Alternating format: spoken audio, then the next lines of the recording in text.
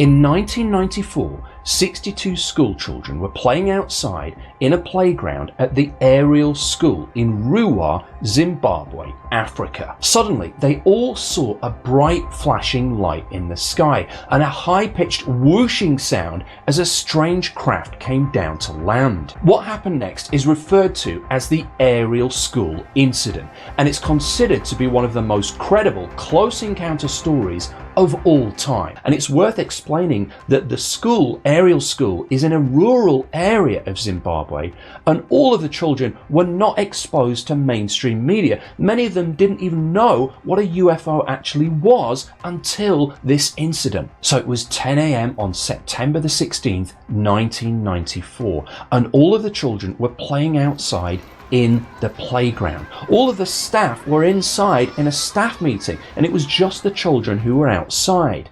They all heard a whooshing sound, like a high-pitched buzzing sound. Some of them were so terrified at the sound they started crying. Some were playing rugby and they stopped playing rugby and they rushed over to the wooden logs that overlooked a brush area near their playground, and they could see a silver craft had landed. Many of them described it as having like a shimmering effect, almost like water being reflected in sunlight, or sunlight reflecting a shimmering surface. Some of the children ran away in terror. Many of them ran towards the object and stood and watched as a mysterious figure emerged. The figure was the same height as the children and all black in color except for its face that was described as pale white. Then another figure emerged, this one all black also, but with long black hair. As the children watched on, something even more unusual happened. One of the figures began running from the craft, away from the craft,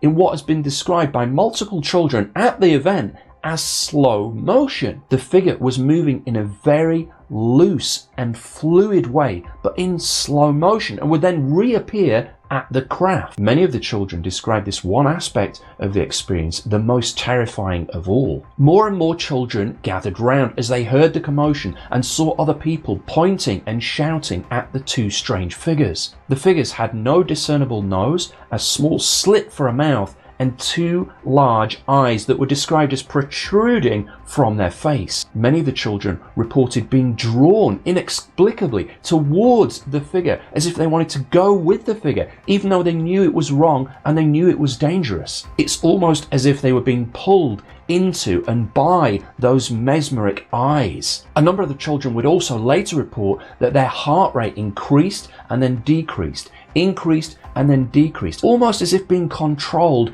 by this figure. And independently, many of the children reported receiving a message from this figure through telepathy. When asked during interviews what the message was, or if they thought the alien was trying to tell them something, many of the children reported an impending sense of doom, like the alien was trying to impart some bad news or something terrible that was going to happen. One of the children reported feeling that the alien was trying to tell them that technology was the danger, that pollution was the danger, and that the planet was going to come to an end. This entire experience went on for 10 to 15 minutes, with 62 children all observing it up close and personal. And then the figures re-entered their ship.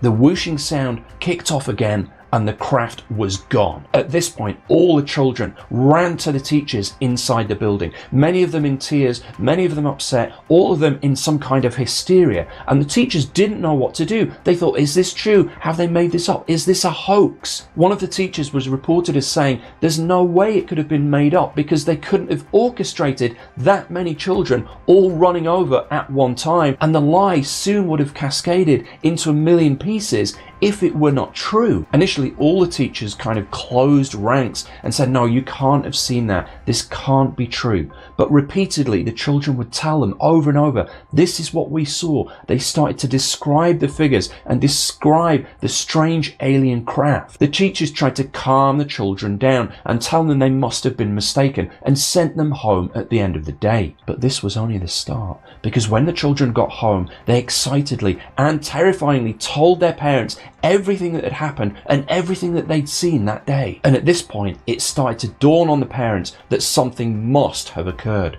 and they then went to the school. The teachers finally started to pay attention and actually listen and really start to believe what the children were saying and what they'd seen. In fact, head teacher Colin Mackey himself finally accepted that yes, what they are saying is true. He wouldn't be drawn on exactly what it was that they'd seen, he just knew that what they were saying was the truth. Then local UFO expert Cynthia Hind was brought in, and she interviewed the children, and they were asked to draw representations of what they'd seen that day, and many of the pictures showed striking similarities. Cynthia herself interestingly commented that if all of the accounts were exactly the same and all of the pictures were exactly the same, it would mean that it was not true. It would have meant that the children would have corroborated a story. But because all of the perceptions and the experiences were related but also different to each other, it meant that this really was the truth, because the children were conveying their perception of what had happened at the same event. Later, the school called in Dr. John Mack, who was a professor of psychology from Harvard, and he flew in from the United States to investigate this incident. He too was convinced that what the children saw was true, and they all were telling the truth. One person could make up a story, maybe 2 or 5 or maybe even 10 people could get together and make up a story and try and hold it true. But 62 children all seeing and saying the same thing, this was as close to undeniable proof as it gets. And as the psychologist Dr. John Mack continued his line of inquiry, many commonalities came through from the children's accounts. Their feelings that they were being passed a message telepathically from the figures by gazing into their eyes. The fact they felt locked onto this figure, unable to move, and being sent some kind of message about environmental pollution or impending doom for the planet. And you know the strangest part? Even to this very day, over 20 years later, all of the people, all 62 people who are now grown up adults, still maintain this story. Many of them are still drawing the same figures and the same craft that they saw that day. They had nothing to gain from this. They had everything to lose. And yet they maintain the story, they maintain the truth. And for that reason, this is one of the most credible UFO encounter stories of all time.